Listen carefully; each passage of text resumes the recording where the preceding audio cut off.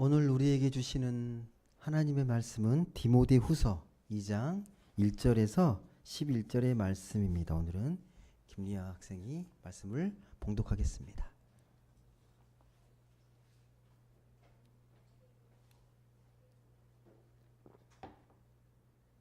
내 아들아, 그러므로 너는 그리스도 예수 안에 있는 은혜 가운데서 강하고 또 네가 많은 증인 앞에서 내게 들은 바를 충성된 사람들에게 부탁하라.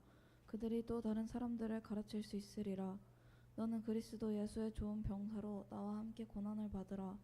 병사로 복무하는 자는 자기 생활에 얽매이는 자가 하나도 없나니 이는 병사로 모집한 자를 기쁘게 하려 함이라.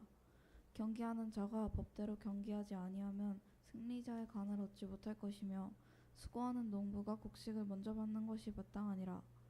내가 말하는 것을 생각해보라. 주께서 범사에 네게 충명을 주시리라. 내가 전한 복음대로 다윗의 씨로 죽은 자 가운데서 다시 살아나신 예수 그리스도를 기억하라. 복음으로 말미암아 내가 죄인과 같이 매이는 데까지 고난을 받았으나 하나님의 말씀은 매이지 아니하니라. 그러므로 내가 택함 받은 자들을 위하여 모든 것을 참음은 그들도 그리스도 예수 안에 있는 구원을 영원한 영광과 함께 받게 하려 함이라. 미쁘다 이 말이여, 우리가 주와 함께 죽었으면 또한 함께 살 것이요. 아멘. 네.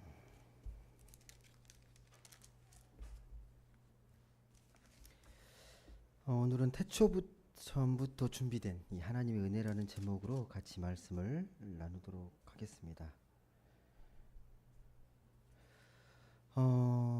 이 디모데 후서에 있는 말씀은요, 아시겠지만 바울이 아들과도 같은 사랑하는 이 제자 디모데에게 보낸 개인의 서신 편지입니다. 편지. 개인의 편지. 그러니까 쉽게 말하면 바울하고 디모데는요, 이게 멘토와 멘티 관계예요. 멘토와 멘티 관계. 바울은 아들처럼 아끼던 디모데에게 서신을 보냈는데 그 서신이 디모데전서, 디모데후서입니다. 목회에 관해서 애정 어린 내용이 담겨 있는 편지가 이 디모데후서입니다. 바울이 처음에 이 디모데를 알게 된 계기가 언제냐면 제2차 선교 여행, 그때가 계기예요. 이게 제1차 선교 여행을 바울이 바나바랑 함께 떠나거든요. 근데 바울과 바나바는 동역자이면서 너무 달라요. 예. 어떻게 다르냐? 말씀을 잘 읽어보시면요, 바울은 되게 목적이 분명합니다. 하나님 나라의 선교라는 목표를 분명히 해서 그렇게 목적 지향적인 선교 여행을 하게 되고, 이 바나바는 약간 좀 관계 지향적이에요.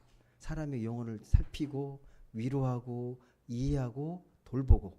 1차 선교 여행 때 이 마가 요한을 데리고 갔거든요. 예. 근데 뒤에 여행이 붙어 있어서 신나는 여행 뭐 그렇게 생각하시면 안 되고요. 정말 죽을 고비와 온갖 고생을 다 하고 떠나는 게 선교 여행이거든요. 이게 같이 떠나 이제 복음을 전하는데 이 마가 요한이 너무 힘들어가지고 중간에 돌아가요. 되돌아와 버립니다. 너무 힘들어가지고. 이거에 대해서 이제 2차 선교 여행을 계획하는데 바울은 중간에 돌아갔던 이 마가 요한에 대해서 되게 불만이 많은 거죠. 다시는 함께할 수 없다. 함께해서는 안 된다. 그런데 이 바나바는 아니다. 충분히 우리가 그 고난과 힘든 것들을 좀 헤아리고 이해하면서 같이 데려가야 되지 않겠냐. 이걸로 싸워요. 예, 큰 본질로 싸우는 게 아니라 다툼이 벌어집니다. 그래서 갈라섭니다. 따로따로 떠나는 거죠. 그래서 이 바울이 그렇게 헤어지고 나서 생각이 차이를 좁히지 못하고 떠나고 루스드라로 가는 거예요. 바울은. 그때 같이 동행했던 사람이 실라예요. 실라가 같이 가게 되는데 그때 루스드라에 가가지고 거기서 디모데를 만나게 됩니다. 드디어. 이 디모데는 참고로 어머니는 유대인인데 아버지는 헬라인이에요. 무슨 말이냐? 할례를 받지 않았어요. 근데 이 디모데를 보게 되면 디모데가 많은 사람들로부터 칭찬받는 인물로 되게 자질이 좋아요. 딱 보고 바울이 안 거예요. 얘랑 같이 가야겠다. 선교여행 떠나야겠다. 근데 할례를 받지 않았기 때문에 할례를 받게 합니다. 왜? 유대인들에게 책 잡히지 않으려고. 복음 전함에 있어서 분명히 아버지가 헬라인인 걸 알기 때문에 그래서 할례를 받게 해서 선교 여행을 떠나게 되는 거죠. 그렇게 열심히 복음을 전하고 나중에 교회들이 많이 세우는데 이제 디모데가 교회 지도자로 서게 되는 거죠. 나이가 아직 어려요. 예. 연소하다는 말이 막 나오잖아요. 이게 업신여김 당하지 않도록 믿음을 강건하게 하고 막 그런 말들이 막 나오는 거죠. 그래서 걱정이 돼가지고 편지를 보내는 거죠. 전서후서 이렇게 보내는 편지의 내용인데 이걸 언제 썼냐면 이제 바울이 한참 세월이 흐른 뒤에 로마 감옥에 갇혀 있을 때 쓴 편지예요. 그러니까 만날 수 없는 상황에서 애틋한 마음을 가지고 아들아 그러잖아. 내 아들아, 내 아들 디모데야. 아들과 같이 아끼는 이 디모데가 목회 잘 할 수 있도록 교회를 잘 세워갈 수 있도록 그 마음을 담아가지고 이 편지를 씁니다. 마지막 목회 서신입니다. 예. 근데 이 편지가 디모데 개인에게 쓴 편지이지만 이 우리가 살아감에 있어서 신앙 생활함에 있어서 매우 중요한 내용이 담겨 있습니다. 매우 중요한 내용이요. 오늘 읽지 않았지만 디모데후서 1장 8절 후반절에 보면 이렇게 기록되어 있습니다. 한번 찾아보시겠습니까? 디모데후서 1장 8절에 있는 말씀.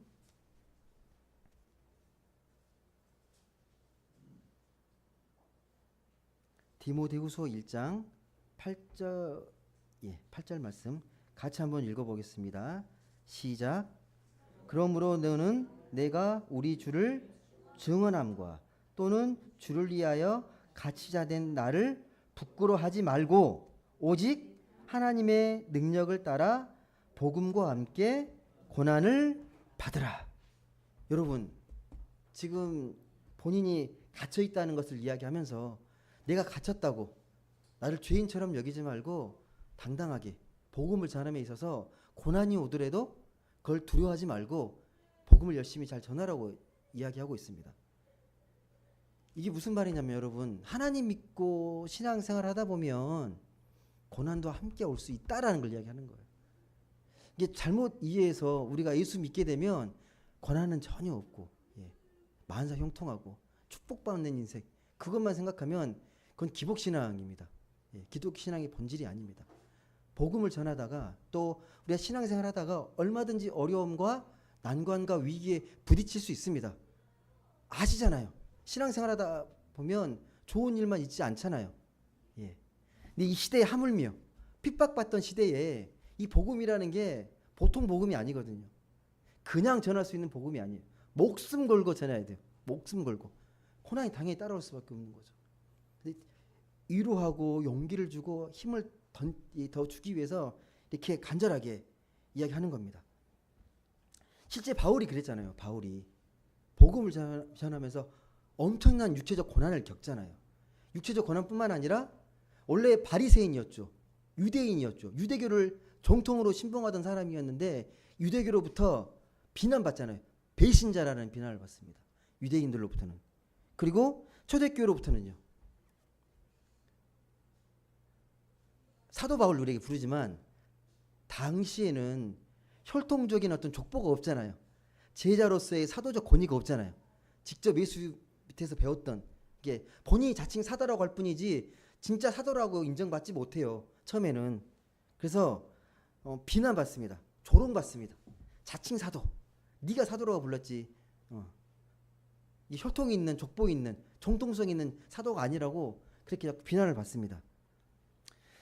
근데 여러분 기독교라는 종교 자체를 잘 생각해 보셔야 합니다. 우리가 믿는 이 기독교, 우리의 신앙이라는 게요. 그 출발이 고난에서 시작이 됐어요. 평탄하게 좋은 환경에서 시작된 게 아니라 로마 시대 때 수많은 핍박과 압제 속에서 순교자의 피를 흘리고 그렇게 뿌리를 내리면서 성장한 게 우리 기독교예요. 고난의 종교였어요. 시작 자체가요. 그래서 만약 예수 믿고 우리가 고난이 없고 만사 형통만 생각하면 그건 이 기독교에서 찾으면 안 되는 거죠. 이건 기복신앙이니까. 기독교 신앙을 그래서 그렇다고 해서 여러분 또 오해하시면 안 되는 게, 신앙생활하면 고난이 있구나. 고난 싫은데. 예. 신앙을 고난으로 이해하시면 안 됩니다. 고난과 신앙과의 관계를 잘 이해하셔야 합니다. 예. 고난과 복음, 고난을 어떻게 복음적으로 우리가 이해할 것인지. 우리가 신앙생활하는데 고난이 온다는데 이 고난이라는 게 세상이 말하는 고난과는 뭐가 다른지, 어떤 차이가 있는지를 아셔야 합니다. 그냥 고난이면 또 하나님 주신 고난이, 이게 아니라 성경에서 말하는, 하나님이 말씀하시는 고난이 뭔지 아셔야 돼요. 예. 막연하게 고난이면 무조건 내가 예수 믿게 생긴 고난이라고 오해하시면 안 됩니다. 그리고 또 고난을 위한 고난은 없어요. 예. 고난을 위한 고난은 없습니다. 핵심이 뭐냐면 우리가 고난의 상황 속에서도 어떻게 복음이 능력을 발휘하느냐, 고난을 어떻게 우리가 제대로 깨트려 보고 그 고난을 신앙의 힘으로, 신앙의 능력으로 잘 이겨내고 그것들을 내 신앙으로 체화시켜 나갈 것인가, 그게 중요합니다. 근데 이건 처세술이나 자기 암시가 아닙니다, 여러분. 예. 고난이 왔을 때 복음적으로 이렇게 대처하고 테크닉을 말하는 게 아니라 우리가 정말 고난이 와도 그걸 잘 이겨낼 수 있는 복음의 힘, 복음의 생명력이 무엇인지를 우리가 잘 알고 그 실체를 잘 깨달아야 한다는 말씀입니다. 근데 죄송한데 말씀을 제가 말씀 못 드렸는데 디모데 후서 1장 9절에서 11절 말씀인데 아마 잘못 기록된 것 같아요. 오늘 말씀 디모데후서 1장 9절 한번 보겠습니다. 디모데후서 1장 9절의 말씀입니다. 9절 말씀 한번 같이 읽어보겠습니다. 시작. 하나님이 우리를 구원하사 거룩하신 소명으로 부르심은 우리의 행위대로 하심이 아니요 오직 자기의 뜻과 영원 전부터 그리스도 예수 안에서 우리에게 주신 은혜대로 하심이라. 여러분이 9절 잘 읽어보시게 되면 하나님 우리를 구원하셨다라는 말이 먼저 나옵니다. 그리고 우리를 구원하셔가지고 소명으로 부르셨다. 거룩하신 소명으로 부르셨다고 합니다. 혹시 이 말씀 이해되십니까? 이 말씀 제가 잘 풀어야 돼서 휙 지나가면 이해하기 어렵거든요. 하나님 우리를 구원하셨습니다. 근데 우리를 구원하셨는데 구원하시고 나서 구원하신 목적이 있어요. 거룩한 소명이 있습니다. 각자 거룩한 소명으로 부르셨습니다. 근데 그 부르심이 뭐냐? 우리가 어떤 행위를 해서 부르신 게 아니에요. 내가 영적으로 도덕적으로 뭔가 고결하게 해서 야 너 잘 살았구나, 너 이렇게 쓸 수 있도록 부를게, 이게 아니고 우리 행위대로 하심이 아니요 어떻게 해요? 오직 자기의 뜻과 또 영원 전부터 그리스도 예수 안에서 우리에게 주신 은혜대로. 이게 무슨 말이냐면 이미 하나님이 우리를 창조하시고 우리를 부르셨을 때 이미 뜻을 갖고 계세요. 여러분이 어떤 삶을 살아왔건 그 행위와는 상관없이 각자에게 이미 태초 전부터 소명을 주셨다는 거예요. 너를 왜 불렀는지를 갖고 계신다는 거예요. 근데 그게 잘 살아갈 수 있도록 예수 안에 주어졌다는 겁니다. 예수 안에서 영원 전부터, 태초 전부터 우리에게 주신 은혜라는 겁니다.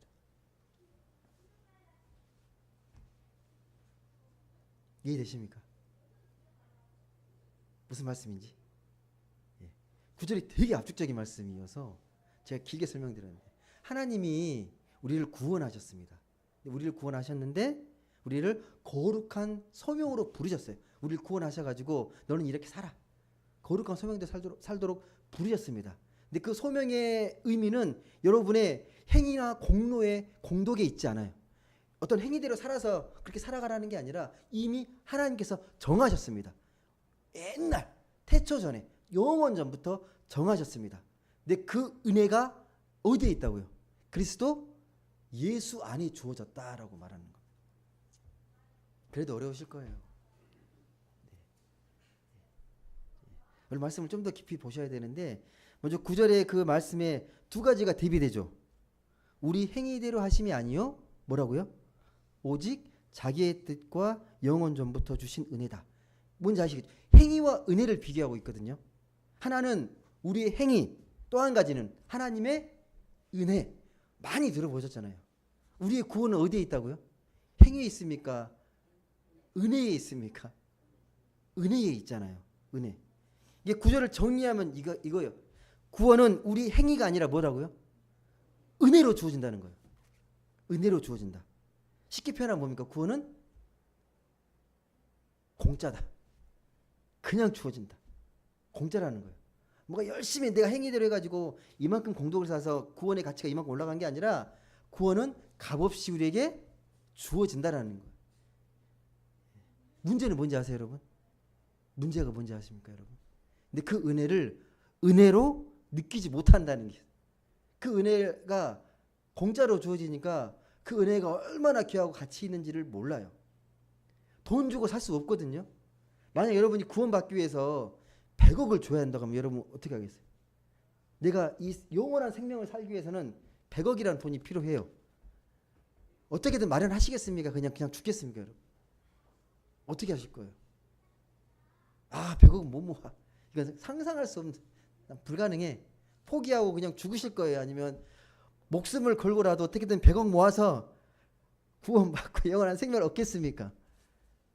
내가 쉽게 비유를 든 거지만 100억과도 비교할 수 없는 거예요. 영원한 생명은 값으로 매길 수 없는 값비싼 은혜인데 값 없이 주어졌다고요. 그 은혜가 하나님의 은혜인데 예수 그리스도의 은혜로 주어졌습니다.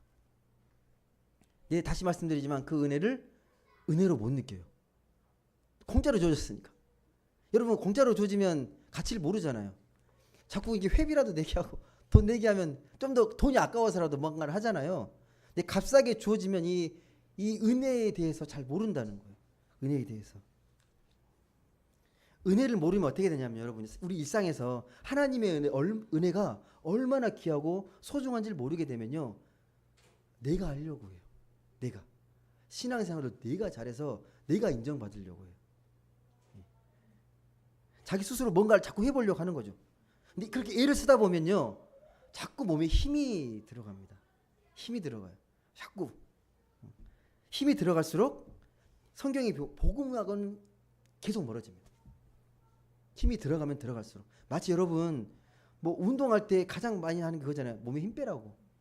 힘이 안 빼지지 않아요. 근데 뭐 특히 수영이 그렇거든요. 수영은 그 수영할 때 몸에 물에 몸을 맡겨야 돼요. 몸에 물을 맡긴다. 물에 몸을 맡겨야 되잖아요. 근데 물이 두려워가지고 내가 막 수영하려고 하면 몸에 자꾸 힘이 들어가면요. 수영 더 못합니다.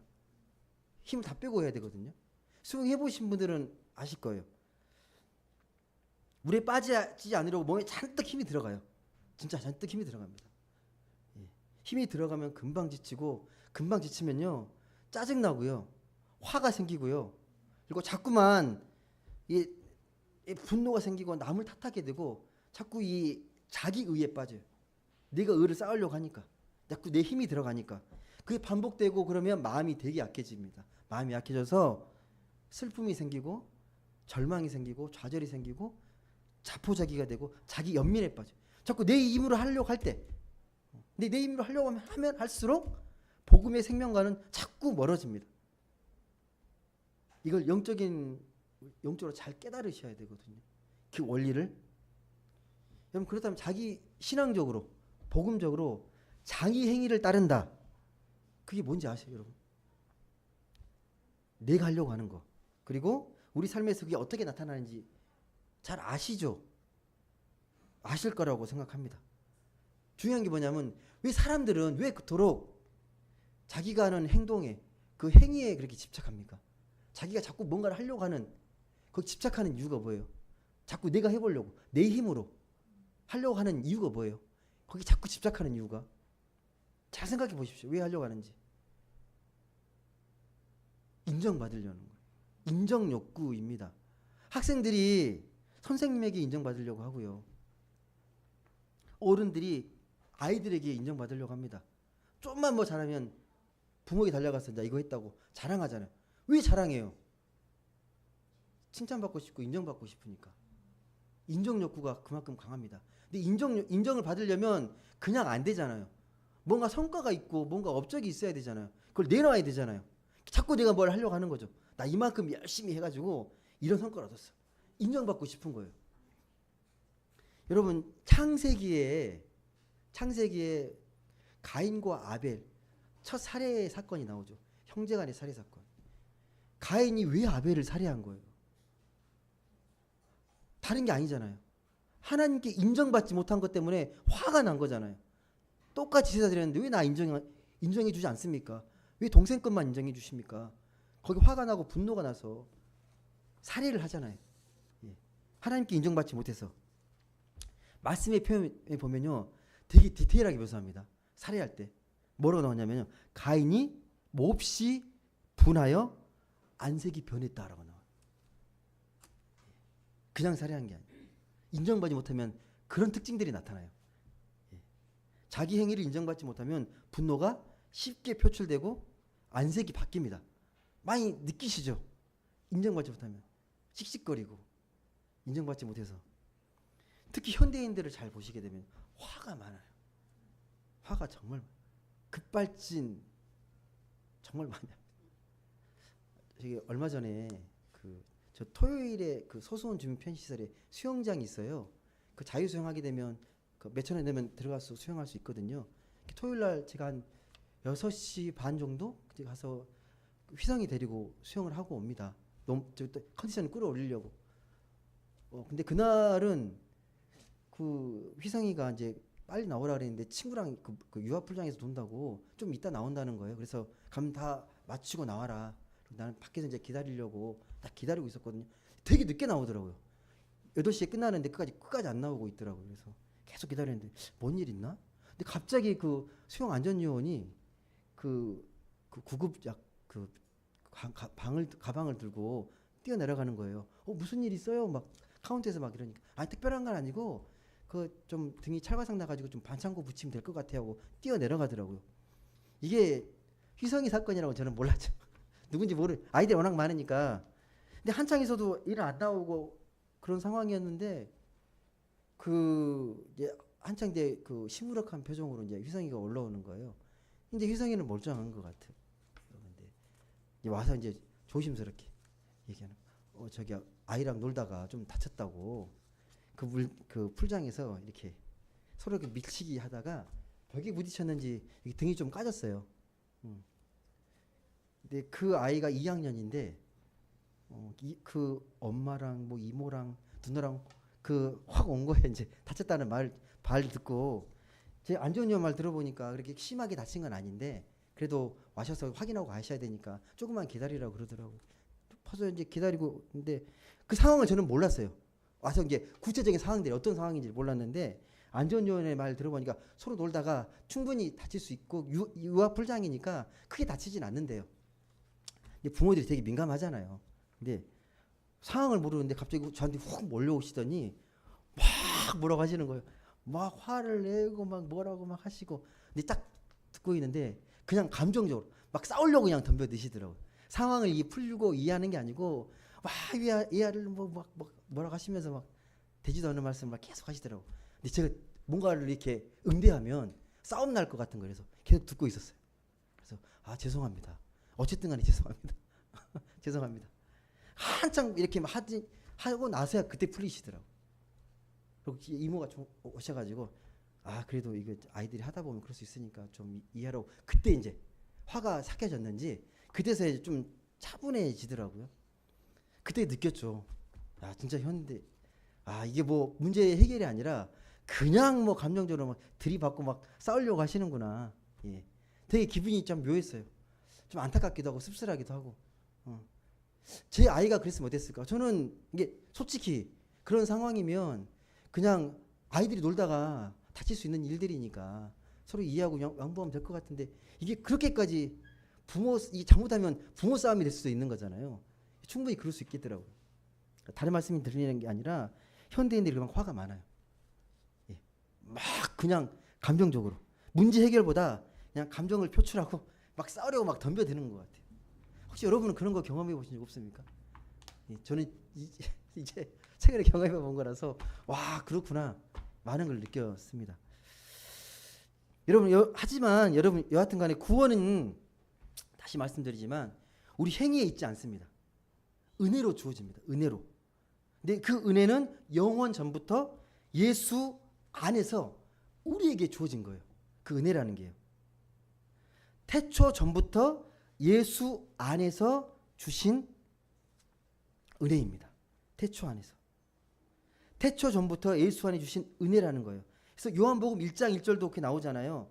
분명히 말씀합니다. 뭐라고요? 태초에 말씀이 계시니라. 근데 여러분 좀 의구심이 들지 않습니까? 2000년 전에 계셨잖아요, 예수님께서. 예. 근데 어떻게 태초 전부터 예수의 은혜가 그 안에 있습니까? 여러분 이해되세요, 여러분? 이해되십니까? 예수님이 2000년 전에 계셨고요. 태초 세상이 창조된 건 더 훨씬 이전이잖아요. 쉽게 이해해서. 근데 이미 태초 전부터 예수 안에 그 은혜가 있대요. 뭐가 안 맞지 않아요? 어떻게 이해하면 됩니까, 여러분? 여러분 너무 믿음이 좋으셔서 그냥. 그런 게 별로 믿음이 안 돼요. 이런 표현을 여러분이 보실 때요, 우리가 이해하는 시간 방식으로 보시면 안 돼요. 물리적인 시간. 우리가 이해하는 시간은 물리적인 시간이죠. 지금 흘러가는 시간. 그걸 헬라어로는 카이로스라 그래요. 우리가 흔히 지금 흘러가는, 지금 계속 가고 있는 시간을 카이로스라 그런다면, 하나님의 시간, 하나님의 뜻과 생명이 이루어지는 시간을, 예, 반대로 제가 말씀드립니다. 그게 카이로스고요. 우리가 쓰는 시간이 그냥 크로노스예요. 물리적인 시간이 크로노스고, 하나님의 때, 하나의 생명이 담긴 시간이 카이로스라는 시간입니다. 생명의 시간. 그러니까 이 하나님이 행하셨던 이 생명의 시간은 이 크로노스의 시간이 아닙니다.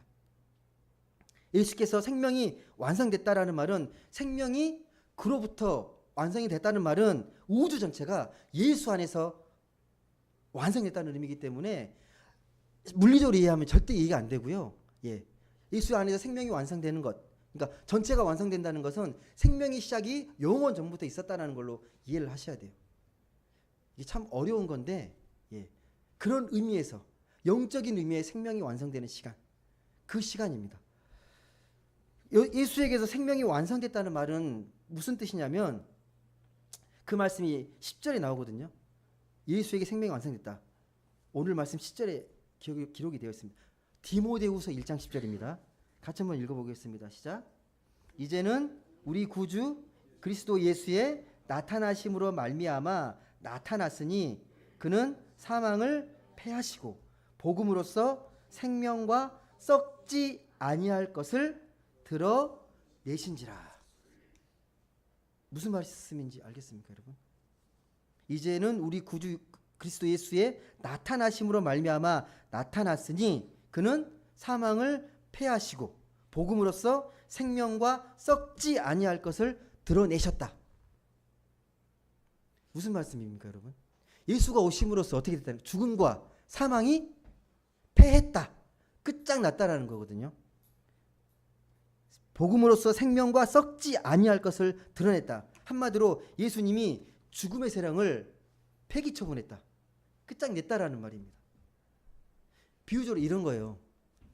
고속도로를 막 달리는데 막 달릴 수 있는 건 아니죠. 속도 제한이 있잖아요. 100, 뭐 고속도로는 110.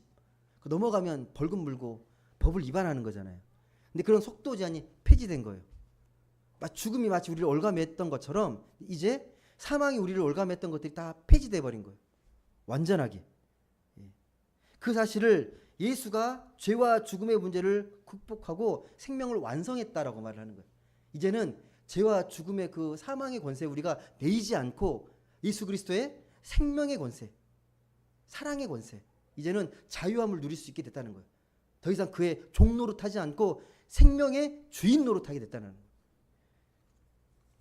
여러분, 성경은 그래서 뭐라고 말하냐면, 우리에게 좀 교양 있고 도덕적인 사람이 되라고 하기보다 오늘 말씀처럼 이 죽음의 세력이 끝장나 있고 그것을 승리하시는 예수에게 좀 집중하라고 말합니다. 예수에게 집중하라고. 우리가 읽었던 신앙 고백 있죠. 우리가 아까 했던 사도신경 신앙 고백에 반드시 들어가는 게 있어요. 뭐죠, 여러분? 장사된 지 사흘 만에 죽은 자 가운데서 다시 살아나셨으며. 이거 되게 중요한 고백이에요. 우리 신앙 고백 중에 매우 중요한 고백입니다. 핵심이 뭐냐면 죽음의 권세가 더 이상 힘을 발휘하지 못한다는 거예요. 죽음의 권세에서 주님께서 살아나셨기 때문에. 여러분, 이 사실보다 더 복된 복음이 없어요. 이 복음보다.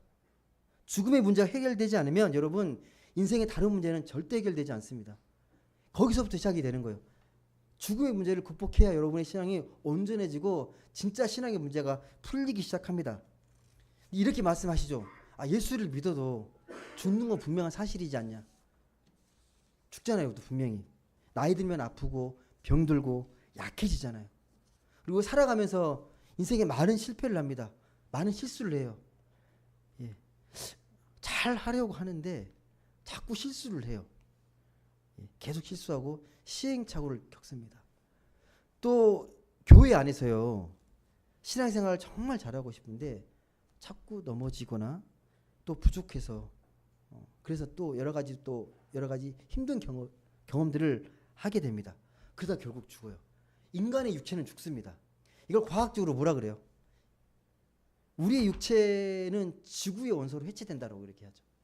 육체적인 생명들은. 예. 여러분, 우리가 죽게 되면요, 누군가가 내 이름을 기억할 겁니다. 나랑 같이 있던 사람들은. 그리고 나와 함께한 추억이 있는 사람들은 살아있는 동안 나에 대해서 이야기를 할 거예요. 근데 더 시간이 흐르게 되면요, 우리 존재 자체를 몰라요. 아무도 여러분을 기억해 주지 않습니다. 예. 200~300년만 지나도 아무도 여러분의 이름을 거론조차 하지 않을 거예요. 모르니까. 여러분 존재에 대해서. 그렇다면 여러분, 예수가 말하는 예수의 은혜로 우리가 죽음에서 해방되고 생명 얻었다, 구원받았다라는 게 뭘까요? 진짜로. 예수의 은혜로 우리가 구원받고 생명받았다. 말씀에 보면 제가 좀 정리를 해봤거든요.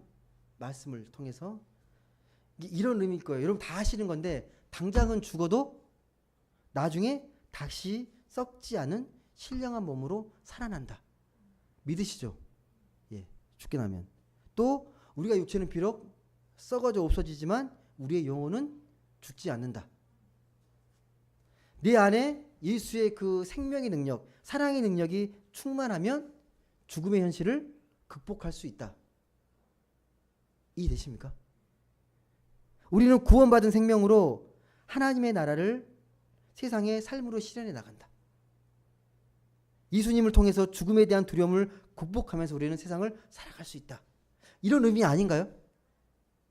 한마디로 정의할 수 있을까요? 근데 우리가 구원받았다, 생명 얻었다라는 게 구체적으로 우리 삶에 무엇인지를 좀 더 설명할 수 있을까요? 여러 가지로 성경을 통해서 유추해 볼 수 있는데 딱 떨어지는 답은 없어요. 구원은 이거다, 생명은 이거다라고 완벽하게 설명할 수 없습니다. 왜 그러냐? 아직 종말이 오지 않았기 때문에. 우리의 구원, 생명의 완성은요, 마지막 때 이루어집니다. 우리가 구원을 이야기하고 생명을 이야기할 수는 있는데 그 완성은 아직 이야기를 못해요. 마지막 때 하나님께서 완전하게 보여주실 겁니다. 그때까지는 우리가 말씀에 나와 있는 대로 그 말씀을 쫓아서 그렇구나, 구원의 생명이라는 것은 이것이구나라고 믿고 따라가는 겁니다. 여러분, 성경이 우리 구원과 생명에 관련돼서 하는 중요한 관점이 하나 있습니다. 아까 우리 장로님께서 기도하실 때 태초에 천지를 창조하시니라 그 말씀하셨잖아요. 그게 어디에 기록되어 있습니까? 창세기 1장 1절. 성경 시작이잖아요. 1장 1절. 근데 이게 되게 중요한 게 뭐냐면 1장 1절을 우리가 아멘하고 동의하지 않잖아요. 그럼 기초가 없어요. 예. 그걸 동의해야 그 다음 스토리가 쓰여져 나가는 거예요. 성경의 이야기는요. 그만큼 태초에 천지를 창조하신 걸 우리가 믿느냐 믿지 않느냐에 따라서 우리의 신앙은 완전 달라집니다. 세상 사람들이 우리가 간단하게 학교에 가시게 되면 학교에서 과학 시간에 예전에 진화론만 가르쳤는데 요즘은 창조론, 진화론 막 이야기하잖아요. 근데 창조론에 대한 이해가 동의가 되지 않으면요, 정말로 우리 신앙의 터전이 흔들립니다. 예. 그래서 자꾸 이걸 공격하는 거예요. 이것만 무너뜨리면 다 기독교 신앙의 토대는 다 무너지는 거예요. 천지를 창조했다는 이야기를 우리 그 과학에서 반대로 증명하게 되면요. 이런 건 반론하지 않아요. 예수님은 사랑이시고 이런 것들을 공격하는 게 아니라 공격하는 건 이런 거예요. 태초에 천지를 창조하신 하나님. 이것만 과학적으로 반론으로 증명하면 기독교 토대는 다 무너지는 거잖아요. 매우 중요합니다. 태초에 천지를 창조하신 하나님. 거기에 모든 시작이 있어요. 거기에 뿌리가 있습니다. 바로 생명이 창조주 하나님께로 왔다는 사실. 하나님께서 만드셨다는 거예요. 하나님께서 우리를 만드셨다는 겁니다. 하나님의 창조 능력은 요즘 인간이 자랑하는 이 과학과는 달라요. 과학은 창조라는 말을 쓰지 않습니다, 여러분. 과학은 자연의 원리를 발견해서 활용해서 뭔가를 만들어내는 거지, 무에서 유를 창조하는 건 하나님밖에 없어요. 무에서 유를 창조해야 거기에 생명이 있습니다. 최근에 고대 근동학자들 또 신화를 연구하는 많은 사람들이 신화를 연구하다 보면요, 신화의 특징을, 모든 나라의 신화의 특징들을 정리해 보면 크게 세 가지로 정리를 해요. 이 세상을 뭐 설명하고 이해하면서 첫 번째가 뭐냐면, 뭐 이런 복잡하고 혼란한 신들이 서로 뒤섞이고 얽혀가지고 변형돼서 신이 만들어졌다. 이게 변형신이고요. 또 한 가지고 뭔가로부터 이게 유출돼가지고 흘러내려서 뭔가 이게 지구가 됐다. 이게 유출설입니다. 근데 기독교 신앙은 유일무이하게 무로부터의 창조를 이야기합니다. 하나님께서 세상을 창조하셨다. 이거 유일한 거예요. 하나님의 창조 능력 속에 참 생명이 있고 참 생명이 완성이 됩니다. 하지만 과학이 아무리 뛰어나도 건강에 도움을 줄 수 있고, 하지만 생명에 도움을 줄 수 있지만 구원을 줄 수 없습니다. 과학이라는 게요. 과학이 때때로 생명을 파괴하기도 합니다. 노벨이 발명했던 다이너마이트가 인류를 파괴하는 무기로 쓰일지 누가 알았겠습니까? 현대 문명이 발달하면 발달할수록 지금 우리가 기후 위기를 겪잖아요. 기후 재앙을 겪고 있잖아요. 생태계가 파괴될 거라고 누가 알았겠습니까? 과학이 발달한다고. 지금 인공지능이다, 뭐 자율주행이다, 휴먼 로봇이다. 휴먼 로봇이 인간의 노동을 다 대체할 것이다. 그걸 보고 있으면 여러분은 장밋빛 세상이 꿈꿔지십니까? 와, 유토피아다. 세상, 인간이 완전 편한 세상이 오는구나. 그렇게 느껴지십니까? 그렇게 우리가 바꿀 거라는 건 헛된 망상입니다. 그런 확신이 지난 인류 역사를 얼마나 병들게 했는지를 잘 보셔야 합니다. 과학이 필요 없다는 게 아니라 과학이 인간을 구원할 수 없다. 과학이 생명을 줄 수 없다라는 겁니다. 지금까지 인류 역사에서 아수르 제국, 바벨론 제국, 그리고 로마 제국, 영국 제국, 지금은 미국, 중국, 이런 나라들이 다 뭐예요? 나름의 그 첨단 과학기술과 문명으로 세계를 지배하려고 하는 거잖아요. 우리가 세계를 평화롭게 만들겠다. 근데 그러면 그럴수록 생명을 살리는 게 아니라 생명을 파괴하잖아요. 예. 여러분, 되게 사람들은요, 자기 인생을 잘 살아보려고 합니다. 여러분도 잘 살고 싶잖아요. 예. 하지만 결과가 어떻습니까? 내 능력만으로 내 삶이 만족스럽습니까? 내가 아무리 노력한다고 내 삶이 그 결과대로 충분히 만족스럽게 채워지십니까? 우리 힘으로, 우리 행위로 구원받을 수 없습니다. 그게 피조물의 한계입니다. 자꾸만 우리는 착각하죠. 뭔가 더 노력하고 극복하면 우리가 뭔가를 다 할 수 있는 것처럼. 단적으로 이 질문만 하시면 돼요. 옛날보다 지금의 사람이 더 선해졌습니까? 지식이 발달하고 문명이 발달하면서 옛날 원시인보다 우리가 더 선한 존재가 됐습니까? 아닐 겁니다.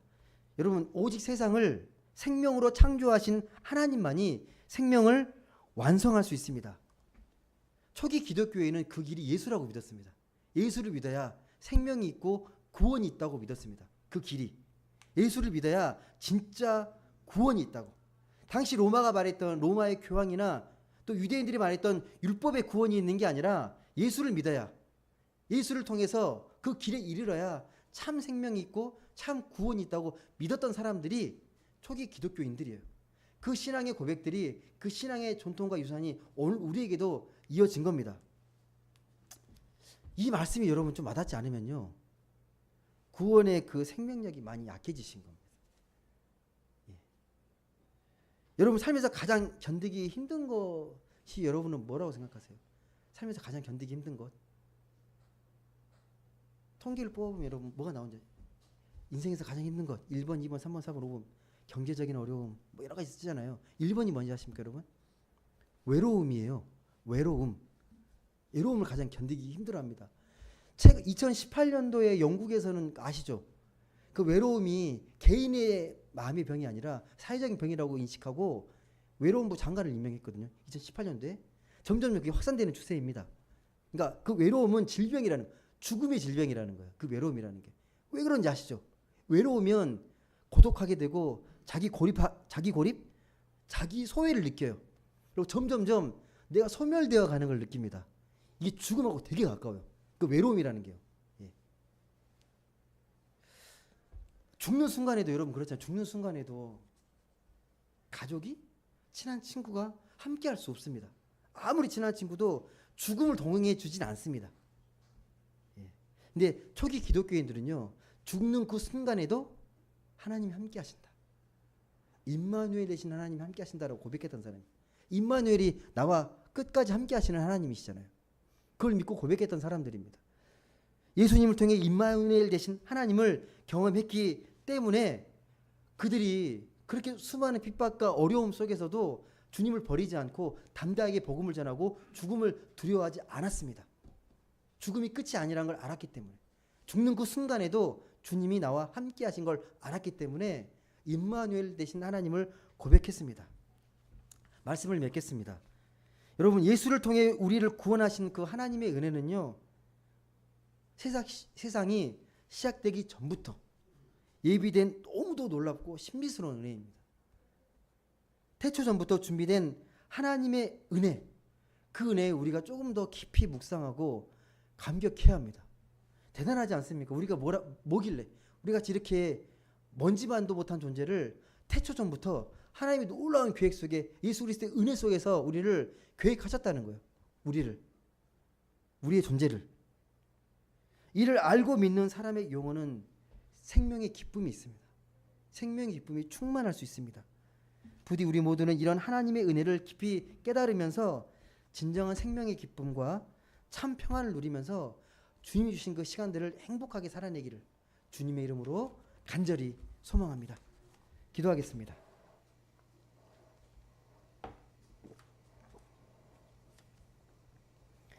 사랑과 은혜의 하나님 감사합니다. 태초 전부터 우리를 택하시고 우리를 위해서 은혜를 베푸신 그 구원의 은혜를 베푸신 하나님의 뜻과 계획에 너무 감사하고 또 감격의 고백을 하나님께 올려드립니다. 하나님, 우리가 무엇이간데 그 하나님의 은혜로 구원받고 생명을 얻었겠습니까? 주님께서 우리를 너무도 사랑하시고 우리를 생명처럼 온 우주보다 귀하게 여기시는 그 마음을 우리가 깊이 깨달아서 이 세상의 삶과 시간들을 하찮게 여기지 않도록 생명의 시간으로 귀하게 복되게 사용할 수 있도록 성령의 능력과 지혜를 허락하여 주옵소서. 매 순간순간마다 우리가 하나님의 은혜를 입은 자라는 것을 깊이 깨닫고 생명의 은혜로 당당하게 복음의 능력대로 살아갈 수 있는 우리 모두가 되게 하여 주옵소서. 감사드리며 사랑이 많으신 예수님의 이름으로 기도드립니다. 아멘. 찬송가